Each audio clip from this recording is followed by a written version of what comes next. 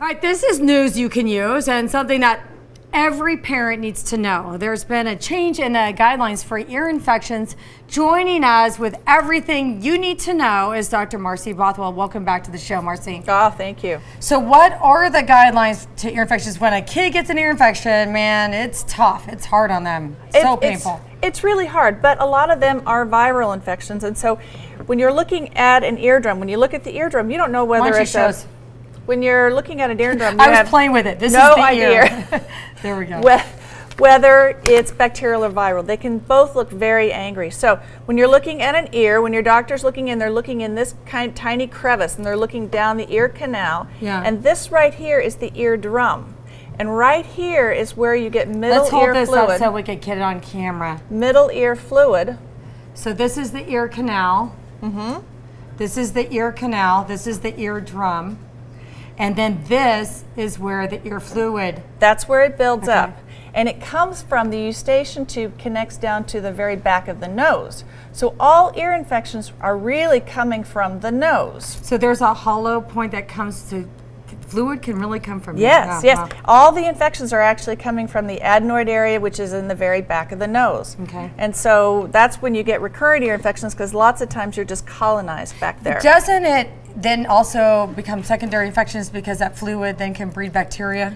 The fluid, you know, we always thought it was sterile, but it turns out that these things called biofilms, which are, have you ever seen the goo on the inside of a pipe?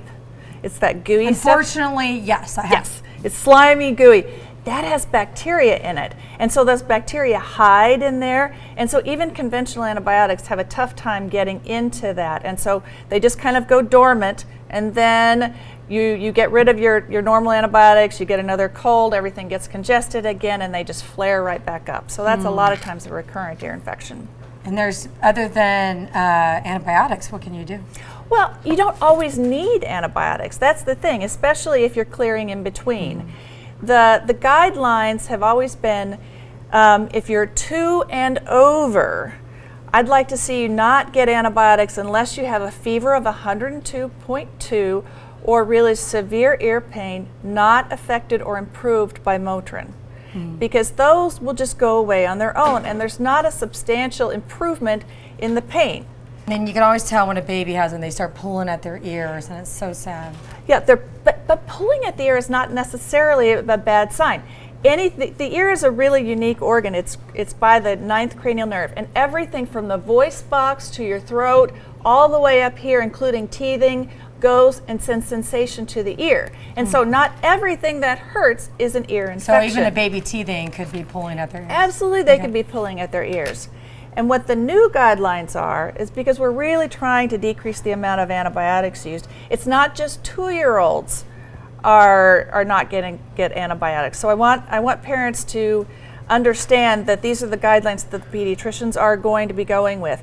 It's the 6 months to 18 months. If they're really not severe, if they don't have that fever of 102 or severe ear pain, they may not give you antibiotics. And it's not that they're withholding antibiotics.